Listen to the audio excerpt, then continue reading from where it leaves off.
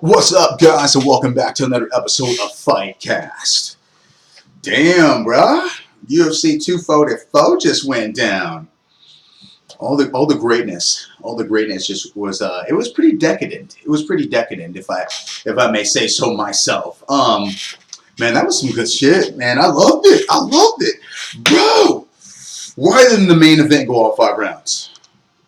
I'm so pissed off about that situation because we know that Nate Diaz is a fucking dog. He's a dog. He needed those 4th and 5th rounds, man. I felt something melting. I felt a little bit of a breaking point inside the 3rd round with Masvidal.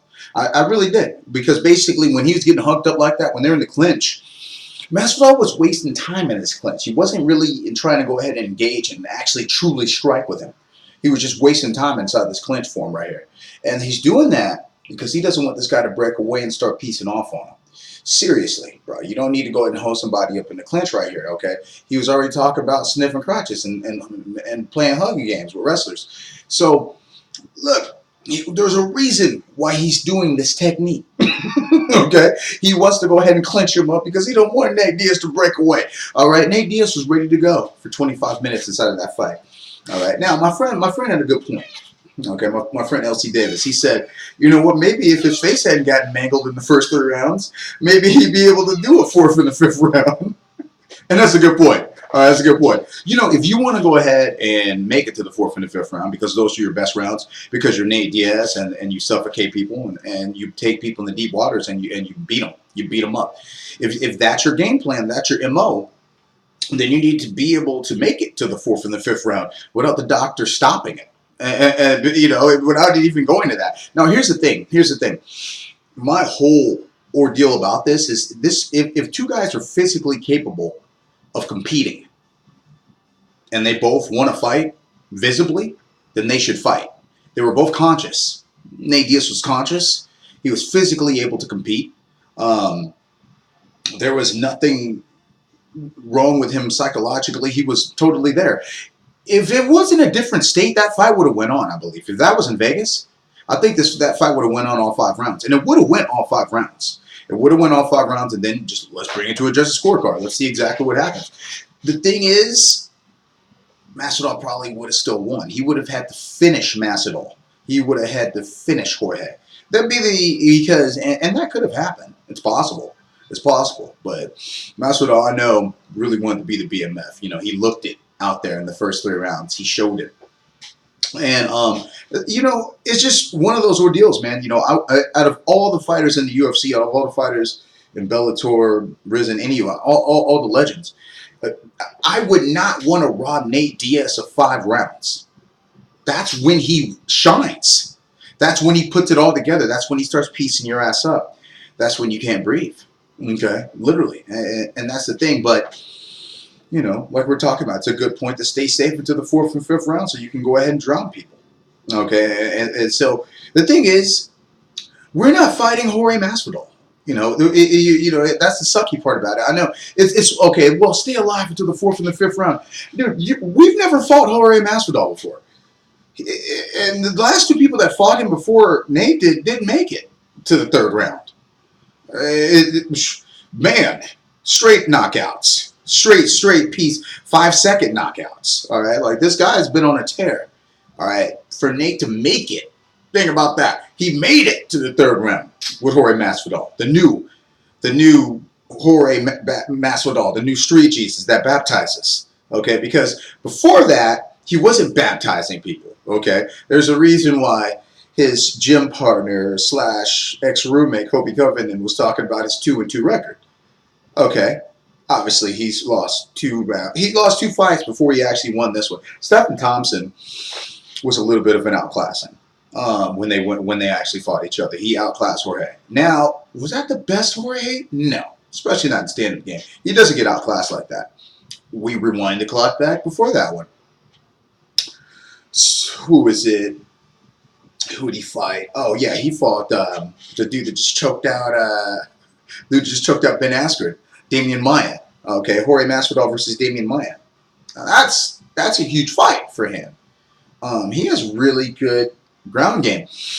You know what's crazy about that is that, you know, you look at the aspects here. You know, Jorge Masvidal, that was like 3 years ago. That was like 2017, I would probably say, when he fought Damian Maia, a younger Damian Maia. All right, that was just murdering people on the ground, just killing people. No one could last with him. And he goes up against Jorge Masvidal, and Jorge Masvidal lasts all 3 rounds with him. All right, he still takes his back, but it wasn't what happened to Ben Askren. That was ridiculous. Oh man, he looked out of place out there in a lot of those positions against Damian Maia. That was crazy. Yes, wow. All right, but crazy thing about it is that we need to go ahead and run this back, or we need to look to the future. Jorge Masvidal. Now, inside the press conference, inside the post-fight press conference, Dana White was saying that he wasn't in tune. He wasn't necessarily on board with a rematch immediately. He said that Jorge had opened himself up for bigger opportunities now. So I'm thinking Connors. I'm thinking, I don't know, Kobe Covington's. I'm thinking Kamaru Usman's. I'm thinking amazing things for this guy's path here, okay? We actually take these titles. The titles must be united. The BMF title and the actual welterweight title must be united in the UFC, which is totally crazy to think about. But, like, Jorge Masvidal is not giving up that belt, so they would have to make a new BMF belt. But I don't see that happening. I would just say that the person that wins in a Jorge Masvidal versus the winner of Kobe Covington versus Kamaru Usman, the person that wins that fight is the BMF, and he's the welterweight world champion. It only makes sense.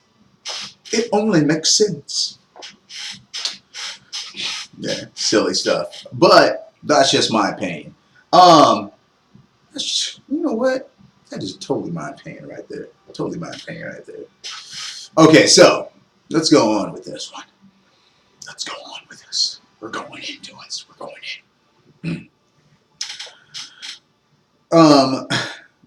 Kevin Lee. Didn't he just shock you? Wasn't that amazing? He knocks out Gregor Gillespie. Gregor Gillespie. It's hard to say his damn name. But Gregor Gillespie. Gregor Gillespie. Gregor Gillespie. We'll say it that way. I've always had trouble saying that dude's name. So, Gregor out here, 13-0. 13-1 now. Okay, but that's still an amazing fucking record. You know what I'm saying? You're actually 13-0 coming into this. Yeah, I mean, and he wouldn't just beat up scrubs. These were guys coming. These were killers. These were like literally young killers coming up in the UFC. So this was going to be his breakout fight if he would have won. I mean, this could have opened up huge doors for Gregor Gillespie. Just look at this on the flip side. Let's think Gregor Gillespie actually wins this fight in impressive fashion. Just goes and just embarrasses Kevin Lee for 3 rounds. Just fucking embarrasses him. Mauls him like he mauls everyone. With wrestling, ground and pound. He's got knockouts on his feet. Let's just say he just goes and mauls Kevin Lee. This opens the doors for him at 155 pounds. We got a new dog. We got a new guy that has immense Division I 4-time All-American wrestling, that can fucking ground and pound people, that can stand with people. And his doors are open now for Conor McGregor's, for Justin Gaethje's of the world. That's what we'd be looking at. That's what we'd be looking at. And I think he should bounce back from this. He should come back hard, and he should come back strong. The reason why I say hard and strong for Gregor is because Gregor's a fucking warrior. He's 13-0 for a reason. He's a 4-time Division I All-American for a reason. He can come back strong. He can come back fast. He can come back hungry. And so I want him to do that. So that's my word of advice. That's my word of advice for Gregor Gillespie. Now, here's the thing. Kevin Lee, man, the sky's the limit for this guy. You know, they can put him against pretty much anyone. Now he's back in the mix. You know, he's 27 years old. He's back in the mix again. He's ready to go. So I would definitely say this. Right now, Kevin Lee is the guy, the go-to at 155 pounds. He has turned himself into the gatekeeper. The gatekeeper that can also do this. He's not really a gatekeeper. What he is, he's open back there at 155 pounds now in the top 10. I guarantee they need to put up against the top 10 guy at 155 pounds. Let's see what happens. That would sell. That's so. That's business. That's marketing.